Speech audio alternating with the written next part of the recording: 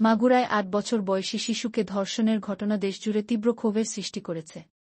সাধারণ জনগণ থেকে শুরু করে শিক্ষার্থী, শিক্ষক, আইনজীবী, রাজনৈতিক নেতাকর্মীসহ সব শ্রেণীপেশার মানুষ রাস্তায় নেমে এসেছে।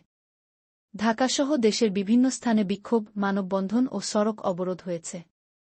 ঢাকা বিশ্ববিদ্যালয়ের শিক্ষার্থীরা ক্লাস পরীক্ষা বর্জনের ঘোষণা দিয়েছে এবং বিভিন্ন শিক্ষা প্রতিষ্ঠানে প্রতিবাদ অব্যাহত রয়েছে। সরকার দ্রুত বিচারের প্রতিশ্রুতি দিলেও জনগণের মধ্যে ক্ষোভ বিরাজ করছে। আইন উপদেষ্টা জানিয়েছেন, ধর্ষণের বিচার ৯-০ দিনের মধ্যে শেষ করার জন্য আইন সংশোধন করা হচ্ছে। স্বরাষ্ট্র উপদেষ্টা ঘটনাস্থল পরিদর্শন করে ধর্ষণের বিরুদ্ধে সরকারের জিরো টলারেন্স নীতির কথা জানিয়েছেন।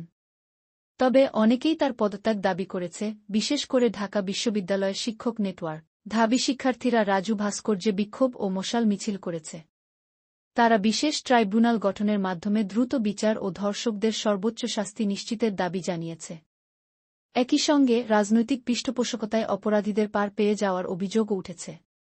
আইনজীবীরাও ধর্ষকদের পক্ষে না দাঁড়ানোর ঘোষণা দিয়েছে। রাজনৈতিক দলগুলোর পক্ষ এছাড়া ঢালিউড তারকা শাকিব খান সহ শোবিজ অঙ্গনের ব্যক্তিরাও দোষীদের দৃষ্টান্তমূলক শাস্তির দাবি জানিয়েছেন। সারা দেশের সাধারণ মানুষ ধর্ষণ ও নারী নিপীড়নের বিরুদ্ধে কঠোর পদক্ষেপ গ্রহণের জন্য সরকারের উপর